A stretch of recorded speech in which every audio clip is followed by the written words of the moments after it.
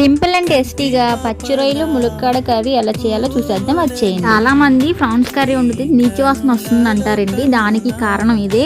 ఈ రొయ్యకి పై భాగంలో ఉన్న ఈ దారిని తీసేసుకుని శుభ్రం చేసుకుని మనం వండుకోవాలండి. ఇప్పుడు ప్రాసెస్ లోకి వెళ్ళిపోతే పాన్ హీట్ అయిన తర్వాత 4 టేబుల్ స్పూన్స్ ఆయిల్ వేసుకొని 1 ఇంచ్ దాచిన చెక్క, 3 లవంగాలు, 2 యాలక్కాయలు, 1 టీ స్పూన్ జీలకర్ర, 1 బిర్యానీ ఆకు వేసుకొని జస్ట్ కొంచెం ఫ్రై అయిన తర్వాత 3 మీడియం సైజ్ ఆనియన్స్, 2 పచ్చిమిర్చి వేసుకొని గోల్డెన్ బ్రౌన్ కలర్ వచ్చే వరకు ఫ్రై చేసుకోండి. ఇలా ఫ్రై అయిన ఉల్లిపాయల్లో 2 టేబుల్ స్పూన్స్ వరకు ఫ్రెష్ గా దంచిన అల్లం వెల్లుల్లి పేస్ట్ వేసుకొని పచ్చి వాసన పోయే వరకు వేయించుకోండి. ఇప్పుడు లేతగా ఉన్న ములక్కాయల ముక్కలు వేసేసుకొని ఒకసారి కలిపేసుకొని మనం శుభ్రం చేసి పెట్టుకున్న రొయ్యలు కూడా వేసి చిటికెడు పసుపు, రుచికి తగినంత ఉప్పు వేసి ఒకసారి కలిపేసుకొని ఫ్లేమ్ ని లోలో పెట్టి 10 నిమిషాలు మగ్గనివ్వండి.